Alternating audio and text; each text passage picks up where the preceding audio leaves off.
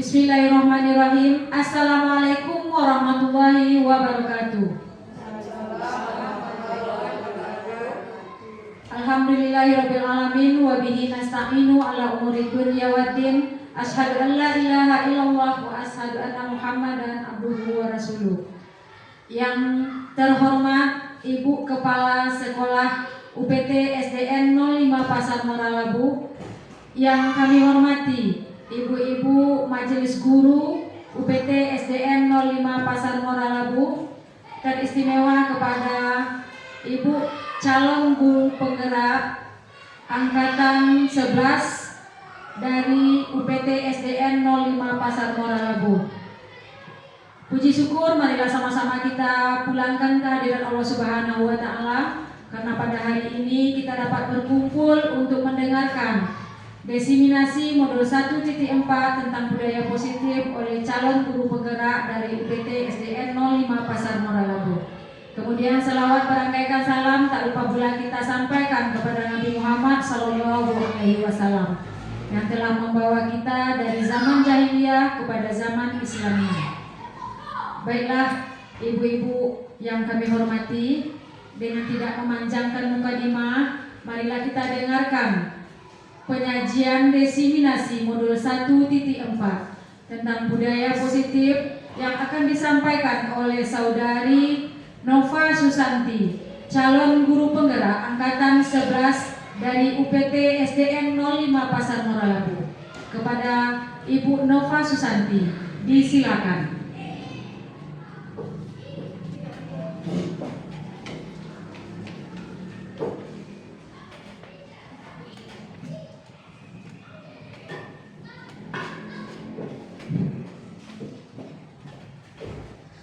Assalamualaikum warahmatullahi wabarakatuh.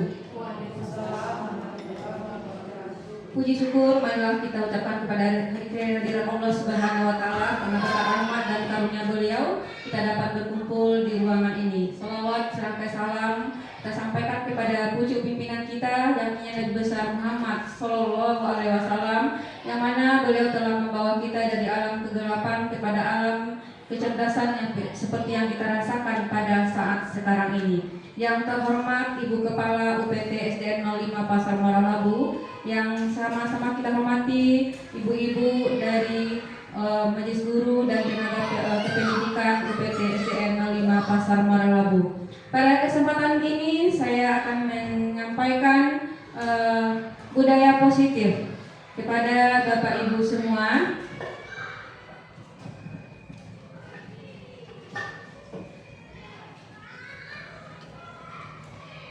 Yang mana budaya positif itu sangat bagus sekali untuk kita terapkan di sekolah kita yang besar ini. Yang mana konsep inti dari budaya positif tersebut adalah perubahan paradigma belajar, disiplin positif, nilai-nilai kebajikan, kebutuhan dasar manusia, motivasi perilaku manusia, posisi kontrol guru, keyakinan kelas, dan segitiga restitusi.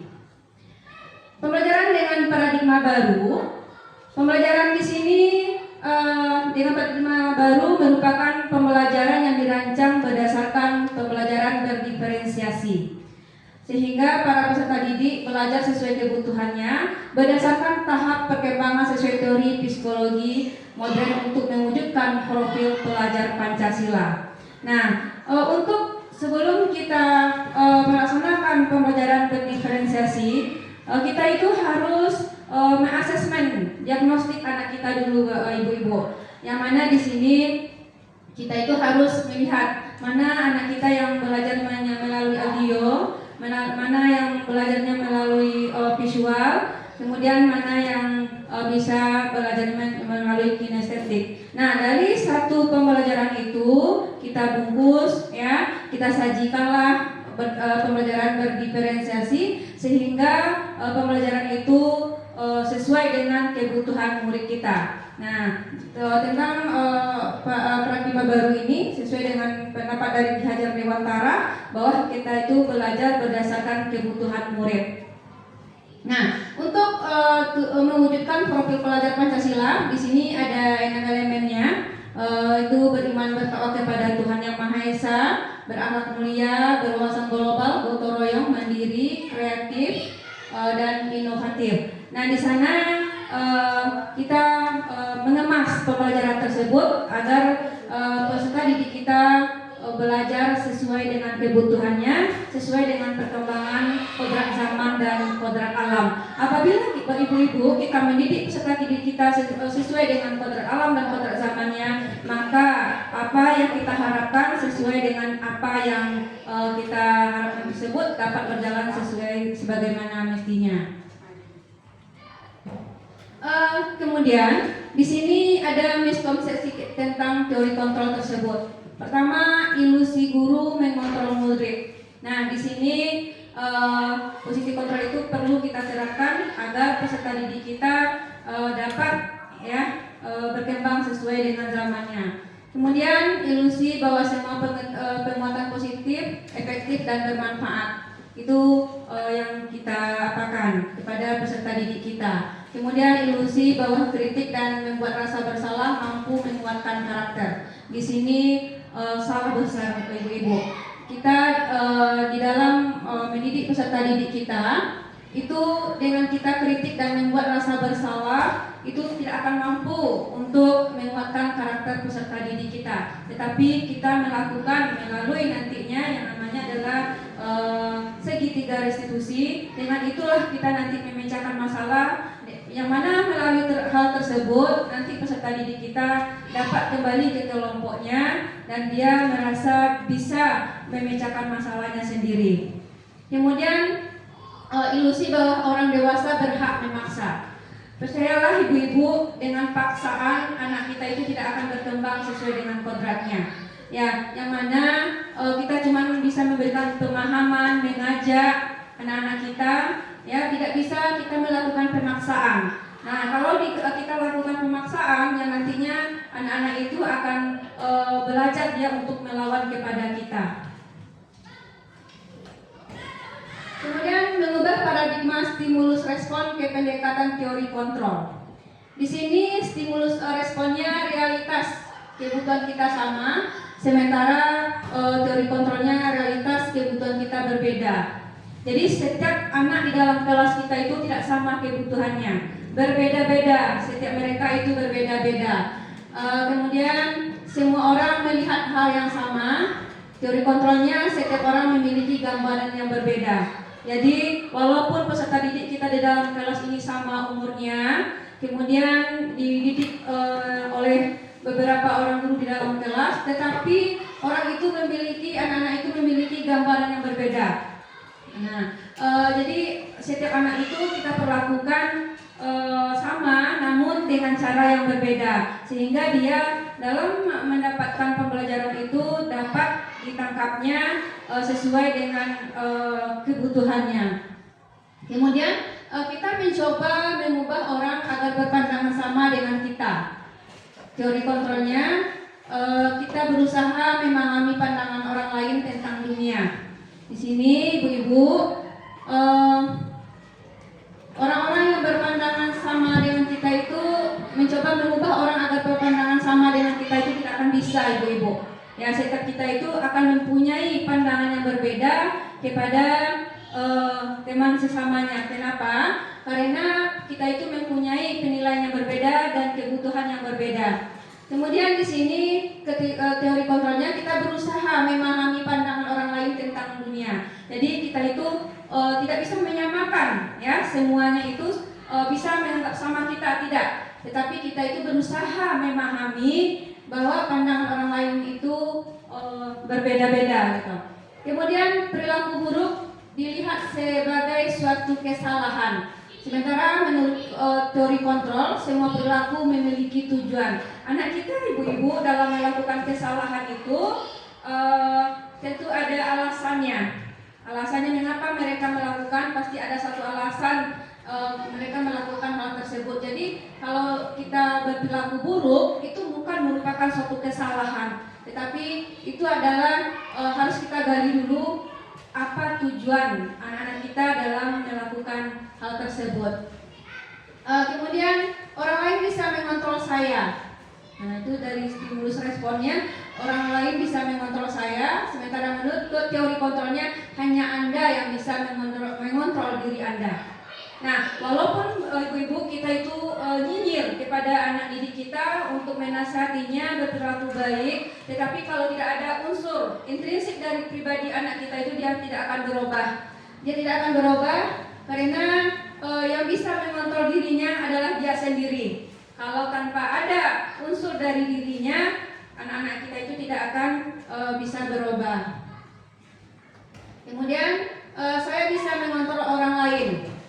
Menurut teori kontrol, Anda tidak bisa mengontrol orang lain. Nah, kadang ibu-ibu untuk diri kita sendiri saja susah kita untuk mengontrol, apalagi kita mengontrol orang lain. Jadi yang bisa mengontrol diri kita itu adalah kita sendiri. Orang lain tidak akan bisa untuk mengontrolnya. Kemudian pemaksaan ada pada saat bujukan gagal. Jadi apabila kita membujuk, ya gagal, lalu kita paksa lagi. Misalnya anak kita melakukan kesalahan, dia nggak mau ngaku karena dia benar-benar tidak melakukan kesalahan itu, lalu kita paksa, ya kita paksa dia,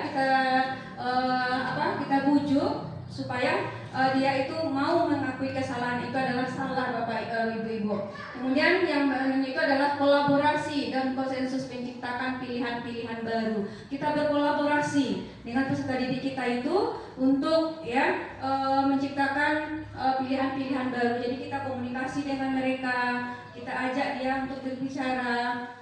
Kemudian model berpikir memang menang atau kalah. Menurut teori kontrol, model berpikir menang-menang. Jadi kalau stimulus respon itu ada yang menang, ada yang kalah. Sementara kontrolnya adalah model berpikir menang-menang. Nah, itu ibu-ibu tentang mengubah paradigma stimulus respon ke pendekatan teori kontrol. Masih semangat ibu-ibu? Semangat.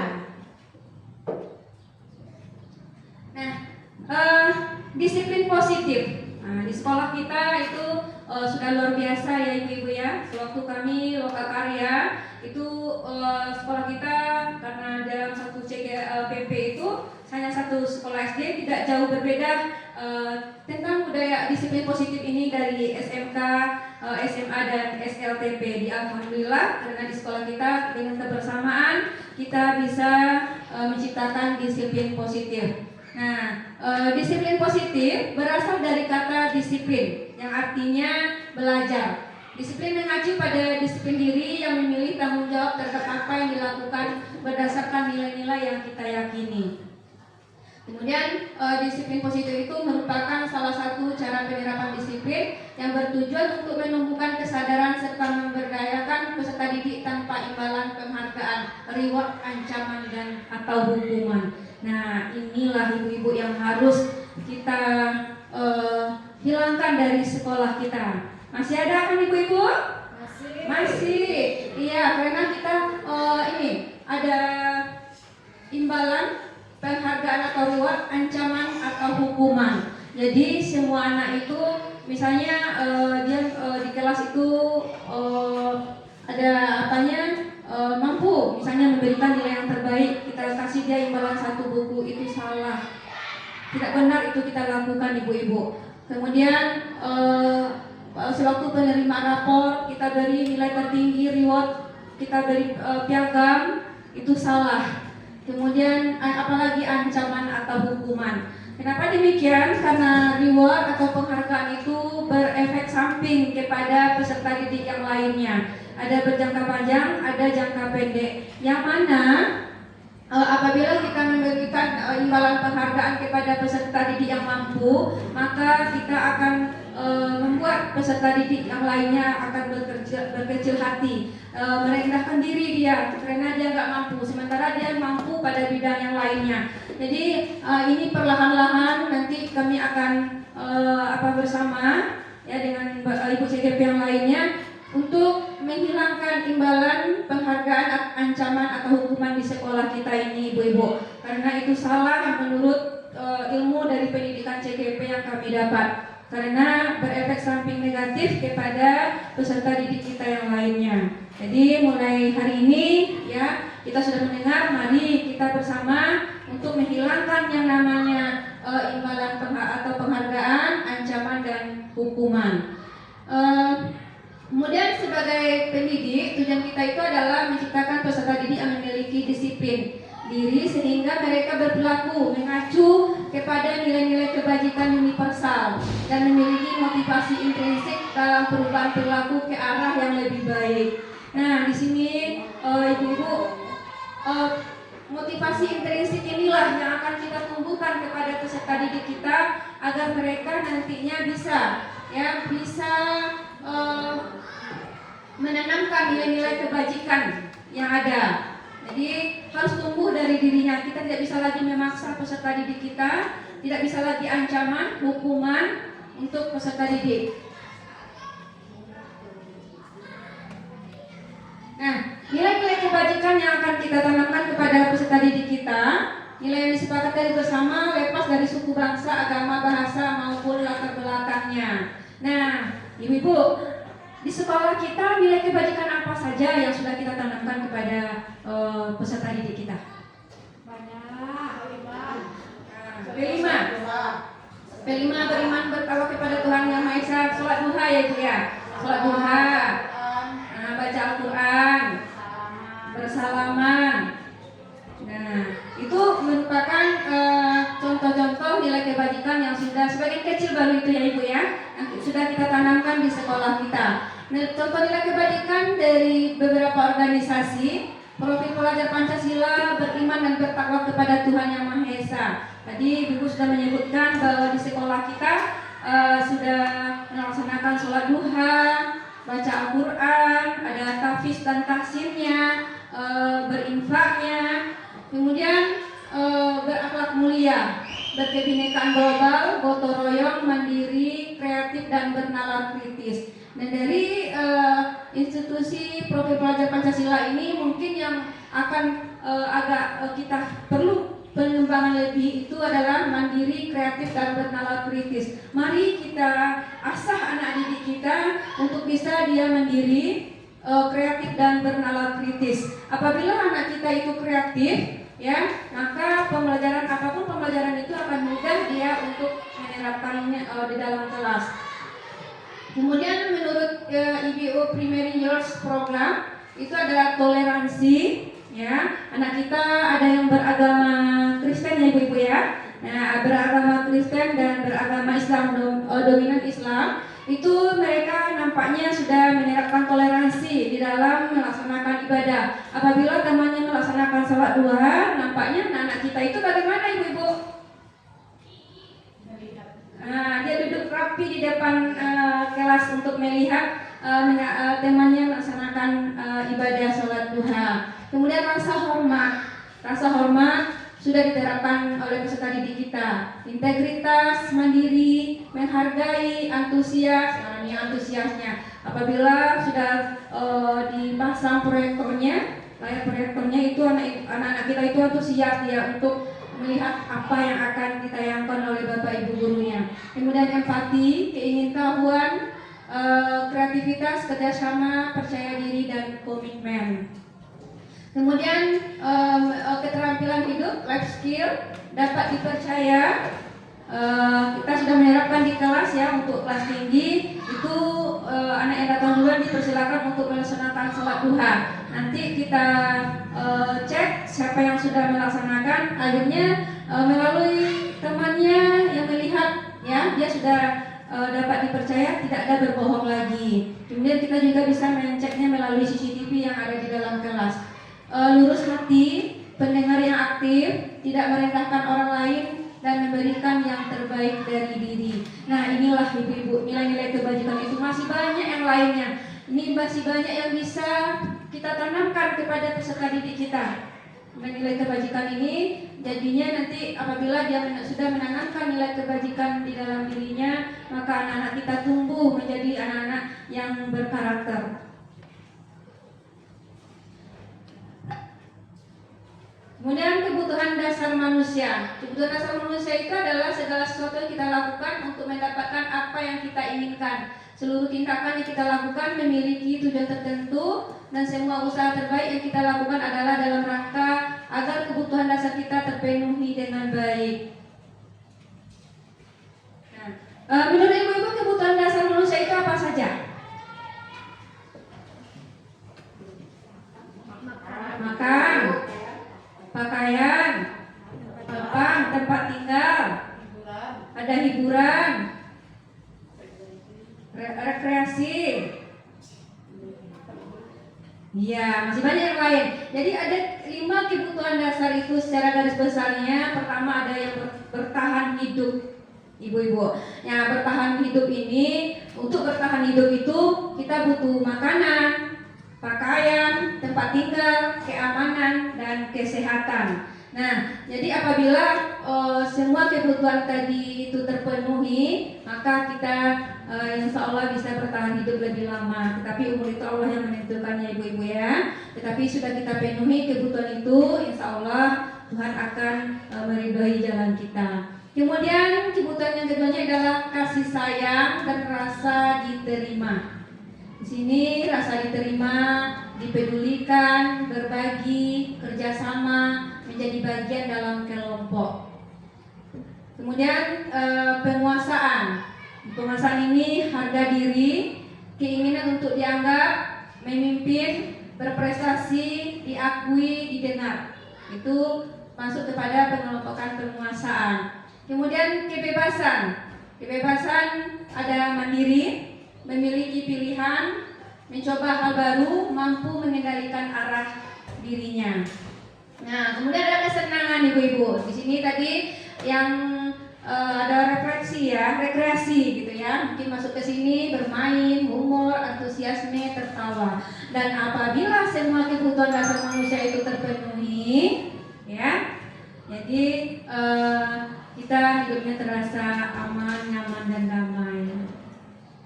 Masih semangat ibu-ibu? Ya, ice breaking dulu.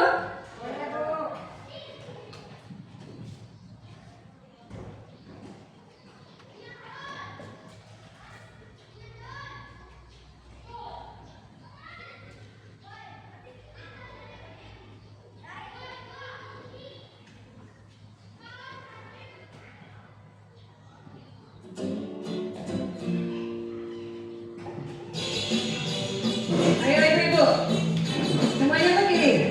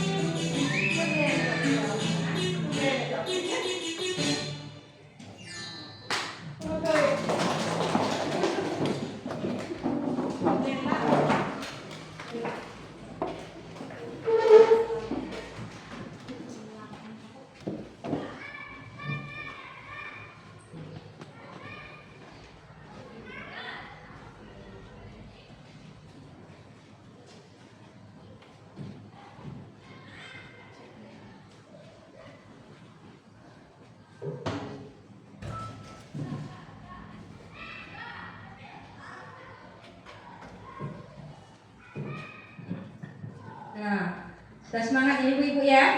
Alhamdulillah.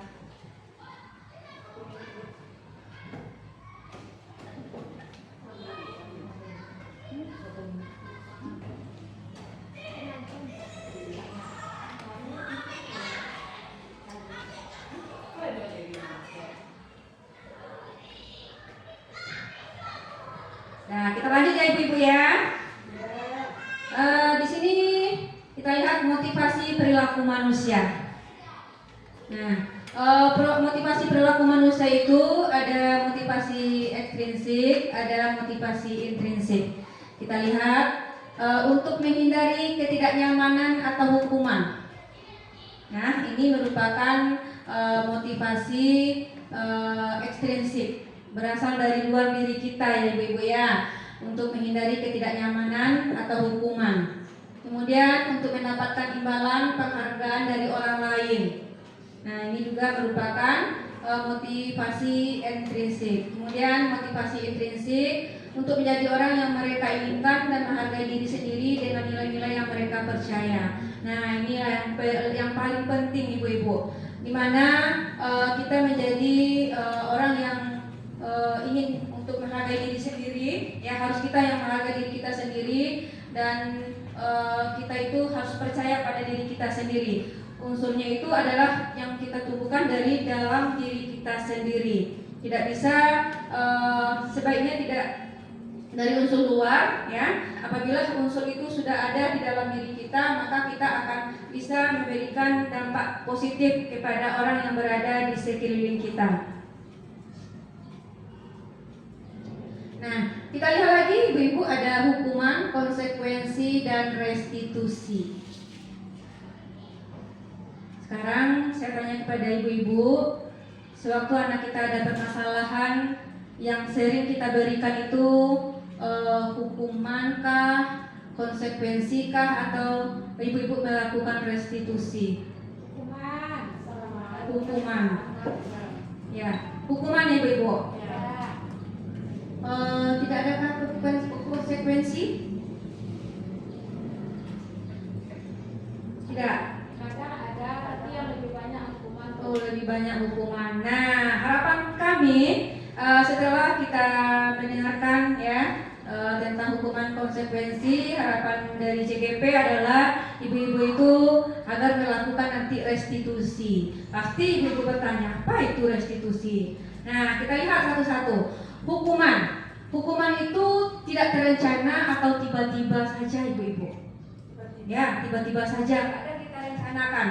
Tiba-tiba, contohnya itu apa ibu-ibu? Ada anak yang berkelahi langsung dipukul. Anak yang berkelahi langsung dipukul tanpa kita tanyakan dulu siapa penyebab dari masalah itu ya ibu-ibu ya. Nah, kemudian misalnya anak itu tidak buat PR gitu ya, langsung kita hukum, berdiri satu kaki, hormat kepada bendera. Itu yang kita lakukan selama ini. Kemudian murid tidak tahu apa yang akan terjadi atau tidak dilibatkan.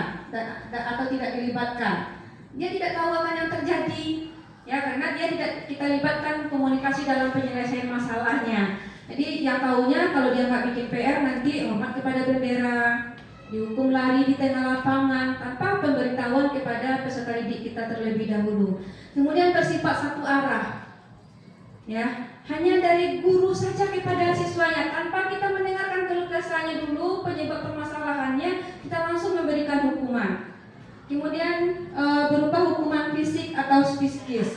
Nah, hukuman fisik di sini misalnya kita pukul, ya, kita jewer, kemudian kita suruh lari di lapangan, kemudian membersihkan WC. Nah, itu merupakan hukuman fisik. Ya, atau bagaimana lagi yang psikis ibu-ibu? Nah, contohnya kita nggak bikin PR. Kita tanya kenapa nggak bikin PR? Tadi belum sampai dia mengutarakan apa alasannya, kita udah memarahi. Mana? Ya, apa saja pekerjaan di rumah? Nah, bilang seperti itu. Jadi akan merusak psikis anak kita. Nah, kita lihat yang konsekuensi. Konsekuensi itu terencana atau disepakati sesuai peraturan. ini sudah ibu-ibu terapkan di kelas. Saya percaya itu. Misal kita di kelasnya sepakat dulu, kalau nggak bikin PR, apa konsekuensi yang akan diterima oleh peserta didik kita. Sudah ada itu ibu-ibu? Ada. Nah, kemudian misalnya tidak pakai sepatu berwarna hitam, apa konsekuensinya? Mungkin dibuka dulu sepatunya sampai. Tetapi ini harus kita komunikasikan dengan peserta didik kita. Kita komunikasikan agar nantinya dia tahu kalau dia tidak pakai ini, kalau dia tidak mengerjakan ini, berarti konsekuensi yang akan diterimanya sudah tergambar di pikiran anak kita. Kemudian murid tetap dibuat tidak nyaman. Nah, ini lagi ibu-ibu, walaupun kita sudah sepakat dengan peserta didik kita, tetap mereka itu merasa tidak nyaman, ya, tetap mereka tidak merasa tidak nyaman.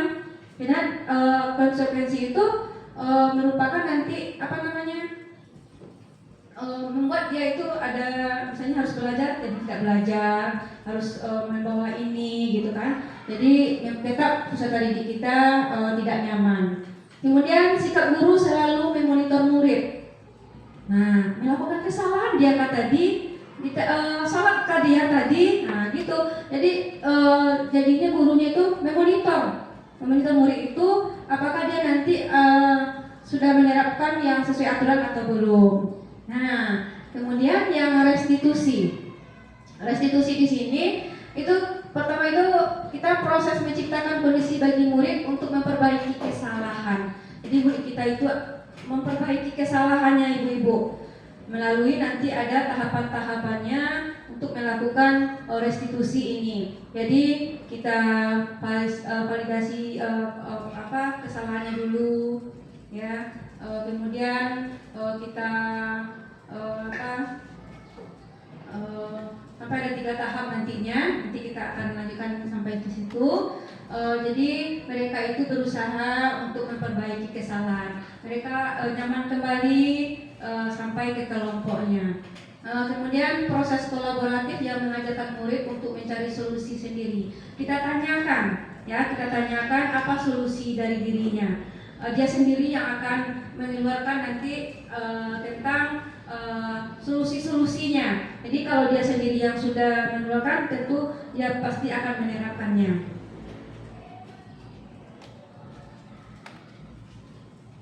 Konsentrasi dimulai. Nah, ibu-ibu, di sini ada 5 posisi kontrol guru. Ya, mari kita merenung. Saya berada di posisi mana? Yang pertama ada penghukum, kemudian ada teman, ada pembuat rasa bersalah, ada manajer, ada pemantau. Coba ibu-ibu, selama ini kita itu berada di posisi mana? Penghukum? Mengatur? Jadi manajer itu mengatur ya Bu ya? Pemantau, mencatat kesalahan siswa. Ya, kalau terlambat siapa nama gitu ya, dari kelas mana gitu. Nah, di sini kalau kita sebagai penghukum berarti itu sering yang keluar dari kita itu atau kata-kata kita itu patuhi aturan atau tidak dipatuhi awas gitu. Nah, itu seorang guru penghukum. Ada hukuman verbal, ada hukuman fisik. Kemudian contohnya lagi, kamu saja yang selalu salah, kamu saja yang selalu terlambat. Nah, kemudian itu kalau kita sebagai penghukum itu kurang baik ya ibu-ibu ya. Jadi kita mulailah dari sekarang kita hilangkan sikap kita itu yang sebagai penghukum siswa, karena dia datang ke sekolah ini bukan untuk dihukum. Mereka melakukan kesalahan tentu mempunyai alasan, mempunyai tujuan. Kadang mereka datang terlambat ke sekolah, kita sudah terlanjur menghukum, ternyata dia tadi mengantarkan orang tuanya ke rumah sakit. Kasihan kita jadinya, akhirnya kita sendiri yang merasa bersalah karena sudah memberikan hukuman kepada peserta didik kita. Kemudian sebagai teman, nah ini sebagai teman, kalau kita posisi kita itu sebagai teman, anak-anak ini ketergantungan dengan kita ibu-ibu. ya, ketergantungan dengan kita. Jadi kalau tidak kita di dalam berada di dalam kelas itu, dia nggak mau, ya, nggak mau dia belajar misalnya, atau nggak mau dia mematuhi aturan. Jadi teman itu ya kurang baik juga. Jadi bisa juga itu membuatkan peserta didik itu hanya dekat kepada wali kelasnya atau ibu itu saja. Contohnya kita sering, ayo bantulah ibu, gitu kan. Kemudian ayo ingat tidak bantuan bapak selama ini. Bapak ibu sudah mendidik kamu selama ini, apa yang diberikan, nah, gitu kan. Itu membuat anak-anak itu hanya tergantungan dengan yang itu saja gitu. Nah, kemudian ada pembuat rasa bersalah. Pembuat rasa bersalah ini juga kurang baik, ibu-ibu. Dari pembuat rasa bersalah ini, contohnya, ayo anak lakukan, gitu kan. Ini nanti ibu kena marah sama ibu kepala sekolah, kan? Kita sering seperti itu. Dia melakukan, misalnya dia nggak mau dengan tertib untuk berbarisnya. Ayo anak, nanti ibu yang disalahkan oleh ibu kepala sekolah. Jadi itu kurang baik. Membuat anak itu gara-gara dia jadi gara-gara kita ada rasa bersalah tumbuh di dirinya gitu. Sama juga misalnya nggak buat PR, apa kamu nggak kasihan sama orang tua kamu, sudah mencari nafkah, nggak kasih uang jajan ke sekolah gitu. Jadi anak itu tumbuh rasa bersalah dalam dirinya. Kemudian sebagai pemantau di sini kita itu mengawasi peserta didik kita. Misalnya dia terlambat, kita catat gitu kan. Kita awasi, sehingga dengan pengawasi kita dia bertanggung jawab atas perilaku orang yang diawasi selalu. Jadi setiap waktu kita mengawasi, baru dia tidak melakukan kesalahan. Jadi itu adalah sebagai pemantau. Kemudian manajer di sini, Bapak Ibu, kita itu posisi ini adalah posisi yang terakhir, di mana guru berbuat sesuatu itu bersama murid, ya, mempersilahkan muridnya mempertanggungjawabkan perilakunya. Jadi mereka itu, kita berkolaborasi dengan peserta didik itu, kita minta dia menganalisa kesalahan yang diperbuatnya, kemudian kita minta dia untuk memikirkan solusinya. Jadi peserta didik kita itu bisa kembali ke kelompoknya sebagaimana mestinya. Nah, dari 5 posisi kontrol guru itu, mana yang menurut ibu-ibu itu yang paling nyaman buat peserta didik kita? Bukan buat diri kita ya, tetapi buat peserta didik kita. Sebagai manajer. Ya, pendapat Bapak Ibu-ibu? Kedepannya kita harus sebagai manajer. Jadi tanpa paksaan. Jadi kita mengeluarkan apa yang terasa oleh peserta didik kita itu, ya. Kemudian dia lagi yang mencarikan solusinya. Nah, di sini kita akan menerapkan 5 posisi kontrol guru. Ini adalah contoh satu kasus, ya. Siswa tidak memakai atribut lengkap saat upacara bendera.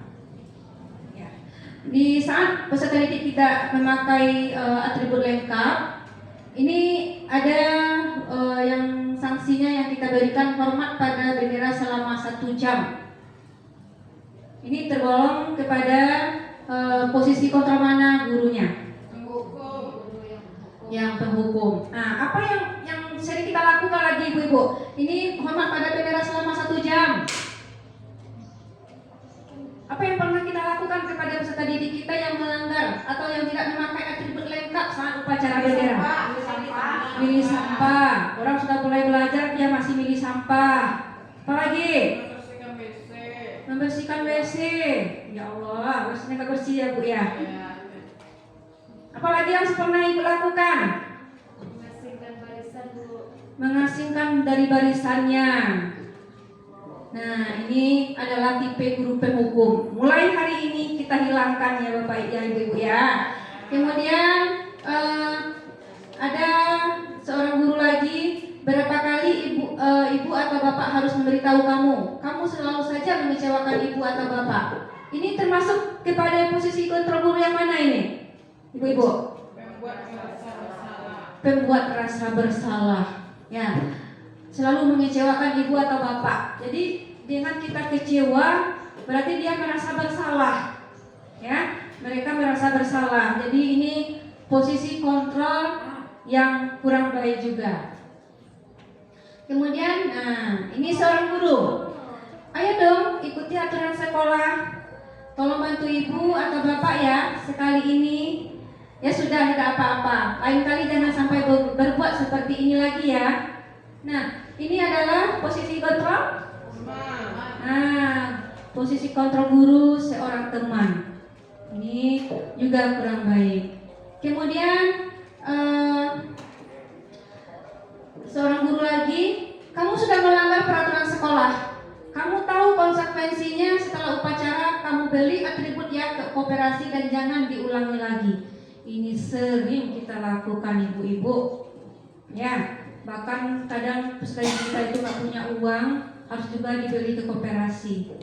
Nah, pada posisi kontrol, guru yang mengatakan hal seperti ini, berarti gurunya menandakan berada pada posisi kontrol, pemantau. Ya, karena sudah beberapa kali melanggar. Karena alasannya anak-anak itu untuk melanggar kadang memang belum ada uang untuk membelinya, ibu-ibu. Jadi cobalah lakukan dialog dengan anak kita ya supaya tercurah apa yang ada pada dirinya.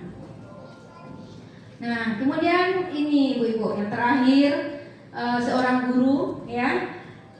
Apakah kamu tahu kesalahanmu? Kira-kira bagaimana kamu memperbaiki kesalahanmu? Ini adalah seorang guru pada posisi manajer. Nah, ini ialah yang diharapkan oleh anak didik kita ibu-ibu. Ya, pada di sini kita menanyakan apa kesalahannya. Berarti keluar dari dirinya itu bahwa yang dia lakukan itu adalah salah. Ya, bahwa yang dia lakukan itu adalah salah. Kemudian dengan dia tahu kesalahannya, dia bisa memperbaiki kesalahannya. Dia bisa memperbaiki kesalahannya sendiri keluar dari dirinya. Apabila unsur intrinsik itu, maka semuanya tidak akan terjadi lagi. Nah, jadi kita semua di sini sepakat untuk berada pada posisi kontrol manajer ya ibu-ibu ya. Nah di sini posisi kontrol apakah aku? Ya, di sini ada saya kecewa sekali dengan kamu. Pada posisi kontrol mana kita ibu-ibu? Saya kecewa sekali dengan kamu. Gurunya kecewa gara-gara peserta didiknya tadi. Membuat rasa bersalah. Kemudian kamu tidak pernah benar melakukannya. Nah, ini sering keluar dari mulut seorang guru itu, kamu tidak pernah benar melakukannya. Nah, ini adalah pada posisi kontrol penghukum. Nah, kemudian apa rencanamu untuk menyelesaikan masalah ini? Manajer. Jadi kita tanya dulu, ya, rencana peserta didik kita untuk menyelesaikan masalah. Apa rencananya untuk menyelesaikan masalah yang telah dia buat? Ayolah lakukan demi bapak ibu ya. Teman. Ya, jadi cuman dengan kita saja. Setelah berganti guru atau ke guru lain dia nggak bisa lagi gitu. Kembali dia ke perilaku yang lainnya yang tidak baik. Kemudian kamu tidak pernah mendapat nilai jika tidak mengerjakan tugas. Nah, teman tahu karena ada beberapa dicatatnya ya oleh seorang guru. Nah, masih semangat ibu-ibu? Ya, kita lanjut SDK-nya dulu.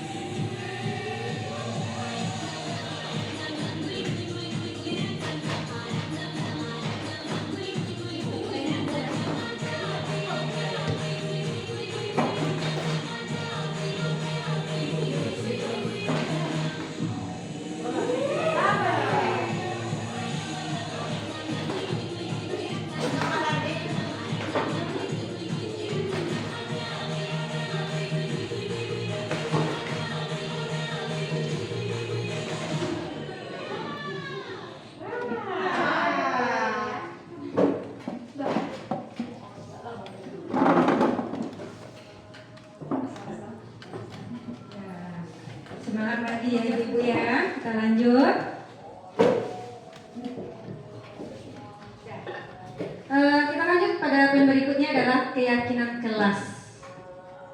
Sekarang saya tanya, sudahkah ada keyakinan kelas di dalam kelas kita? Sudah. Yang lainnya? Sudah Ibu? Sudah. On proses. Nah, keyakinan kelas, mengapa keyakinan kelas? Ya, mengapa bukan peraturan kelas? Mengapa harus keyakinan, Ibu? Kenapa tidak peraturan gitu? Ayo Ibu.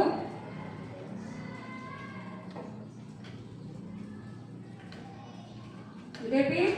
Ya, karena kalau keyakinan kelas, anak-anak ini nanti yakin dia akan melaksanakan apa yang keluar dari hatinya. Sedangkan kalau peraturan kelas itu kadang mereka melakukan, kadang tidak, karena bukan dari keyakinan hatinya. Ya, jadi kalau sudah dari keyakinan hati, pasti kita melakukannya Ibu ya. Nah itu. Kemudian bagaimana ya langkah kita untuk melakukan pembentukan keyakinan kelas ini? Pertama, kita harus tahu dulu keyakinan kelas itu dia bersifat abstrak, kemudian berupa pertanyaan yang universal, dibuat dalam pernyataan positif, sedikit saja agar mudah diingat, kemudian sesuai dengan kondisi kelas dan sekolah sehingga mudah diterapkan. Semua warga sekolah atau warga kelas dilibatkan saat membuat keyakinan kelas ini. Jadi memang benar dari hati peserta didik kita apa keyakinan yang akan kita bentuk ya, akan kita terapkan di kelas kita. Memang peserta didik sendiri yang dari hatinya ya. Kemudian itu harus menggunakan kalimat positif.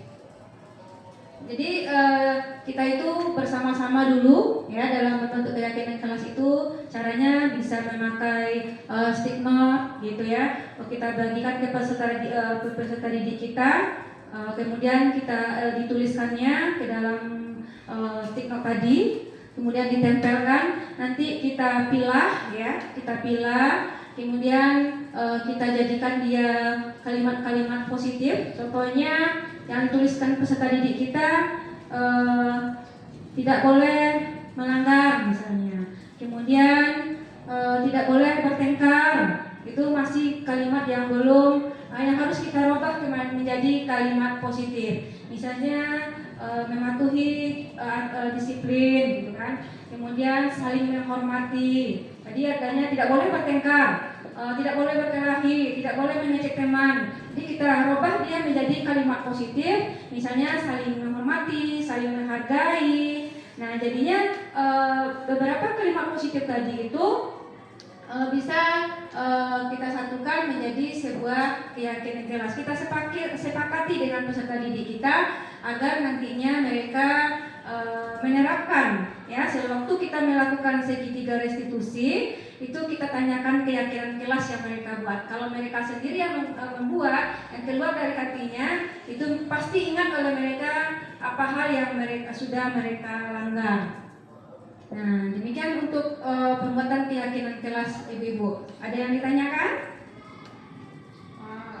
Pas. Berarti sudah ada ya di kelasnya ya? Kemudian segitiga restitusi. Nah, ini dia tadi Ibu sebagai posisi kontrol seorang guru sebagai manajer itu menerapkan segitiga restitusi. Di sini adalah suatu proses dialog yang dijalankan oleh guru agar dapat menghasilkan murid yang mandiri dan bertanggung jawab. Jadi apabila kita sudah melakukan segitiga restitusi ini, terlahirlah peserta didik mandiri dan bertanggung jawab, karena konsekuensinya mereka sendiri yang menyebarkannya, menyelesaikan masalahnya dari hati mereka, unsur intrinsiknya gitu. Kemudian dalam melakukan segitiga restitusi itu ada 3 langkah yang harus kita lakukan. Yang pertama itu kita menstabilkan identitas. Nah, setelah kita stabilkan identitas, kita validasi tindakan yang salah, kemudian kita tanyakan keyakinan. Nah, disinilah sangat berfungsi keyakinan kelas yang kita buat tadi dalam melaksanakan segitiga restitusi ini. Nah, sewaktu kita menstabilkan identitas, ya, ini berdasarkan prinsip membuat kesalahan adalah bagian dari proses pembelajaran.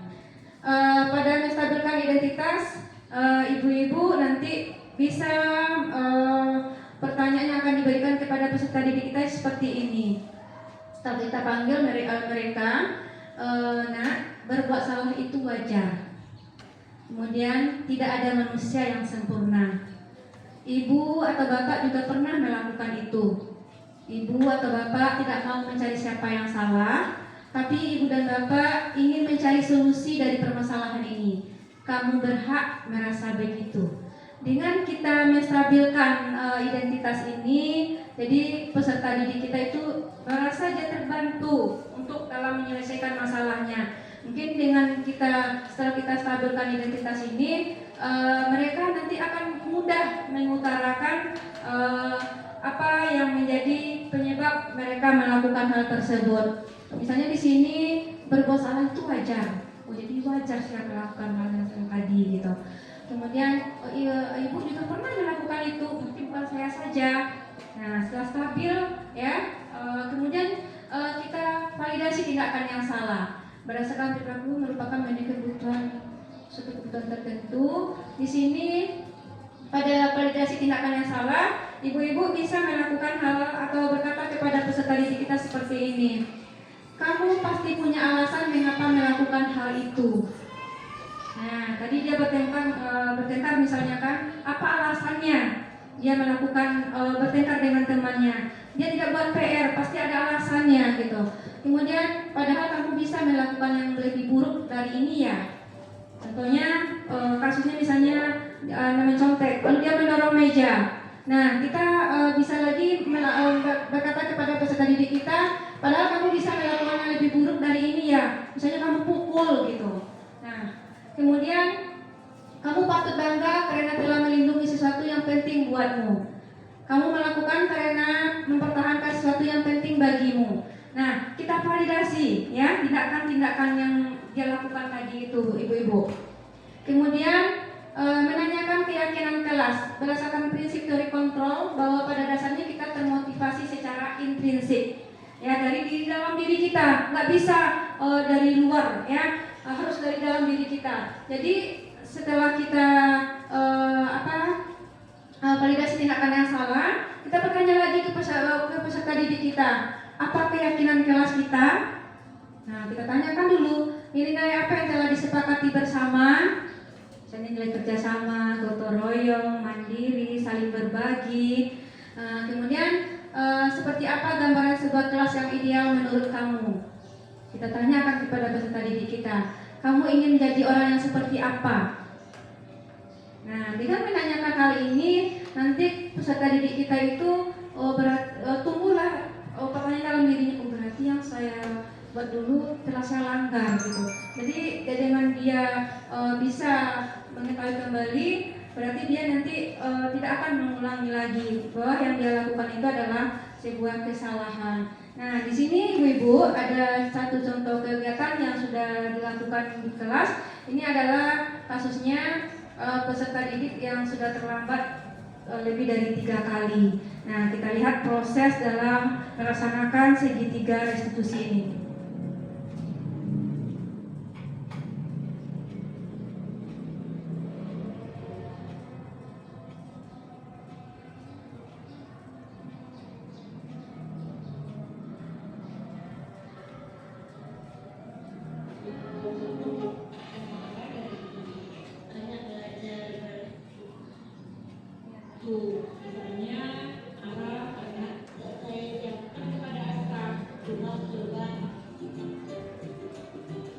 Kasusnya Ibu Akbar tidak terima pekerjaannya yang selalu dicontek oleh Aska. Lalu kenapa Ibu panggil ke sini? Tahu. Nah, tadi Ibu dapat laporan dari ketua kelasnya bahwa Akbar katanya habis bertengkar dengan Aska. Ya, Bapak saya kesal. Kenapa kesal? Karena Aska terus menerus mencontek hasil pekerjaan saya. Coba dicontek.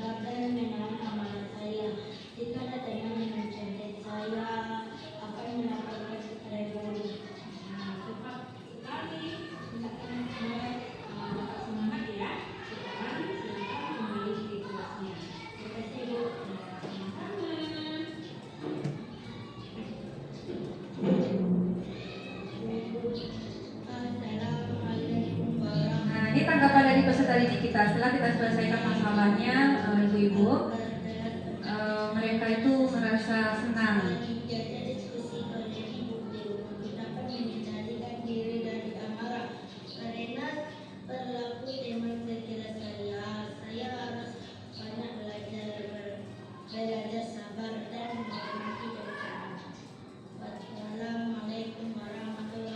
Jadi kedepannya dia tahu apa yang harus dia lakukan gitu. Nah, pada kasus kedua ini, ibu-ibu, ini adalah kasus anak yang sering terlambat ya, sehingga pembelajarannya tertinggal.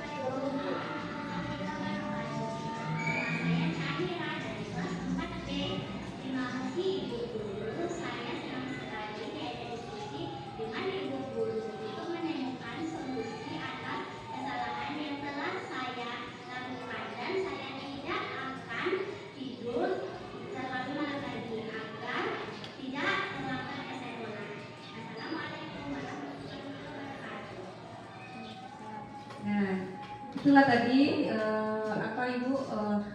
kita sudah melakukan segitiga restitusi kepada peserta didik kita, yang mana setelah kita melakukan segitiga restitusi terhadap permasalahan-permasalahan yang timbul dari peserta didik kita, mereka merasa lega, mereka merasa senang, mereka mengingat kembali tidak akan mengulangi perbuatan-perbuatannya karena sudah bertentangan dengan keyakinan kelas yang sudah disepakatinya. Jadi kedepannya kita untuk menyelesaikan masalah itu sebaiknya melalui kegiatan segitiga restitusi yang posisi dua kontrol guru itu pada posisi manajer. Itu harapan kita bersama ibu-ibu ya. Semoga kedepannya SD 05 Pasar Murah Labu sekolah yang sangat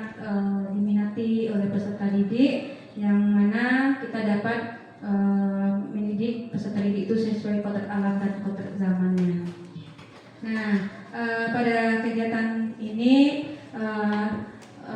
bagian penutup ya, dalam penerapan program disiplin positif hendaknya guru memiliki standar kepribadian profesional dan sosial yang baik, di mana guru mampu merefleksi dirinya dan dalam posisi kontrol saat ini. Bagaimana perjalanan diri sebagai AMO atau manajer yang menuntut murid-muridnya menjadi insan yang mandiri, merdeka, dan bertanggung jawab. Jadi mari kita sebagai insan pendidik jadilah guru yang menuntun, ya, bukan menuntut, tapi menuntun peserta didiknya sesuai dengan filosofi Ki Hajar Dewantara. Kita menuntun, menghamba pada murid, ya, pembelajarannya berpusat pada murid, bukan lagi pada kita. Jadi dengan menerapkan posisi kontrol tersebut, peserta didik kita bisa menjadi insan yang mandiri, merdeka, dan bertanggung jawab. Ada pertanyaan ibu-ibu?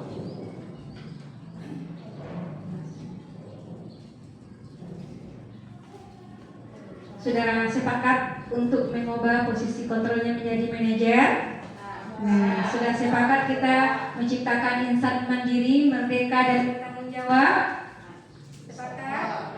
Ya, alhamdulillah. Nah, pada kesempatan ini hanya itu yang dapat saya sampaikan. Semoga kita kembali kepada, ya, kembali menuju posisi manajer, ya.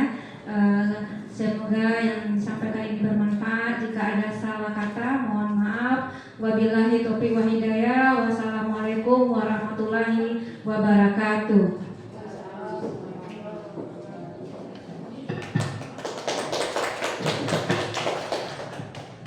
Ya, berikan aplaus untuk Ibu Nova Susanti, Bapak Ibu. Mungkin demikianlah diseminasi modul 1.4 bagi calon guru penggerak yang telah mempresentasikan di depan kita bersama. Semoga apa yang beliau minta, apa yang beliau harapkan dan beliau sajikan pada hari ini dapat menjadi contoh atau teladan untuk kita ke depannya sebagai guru.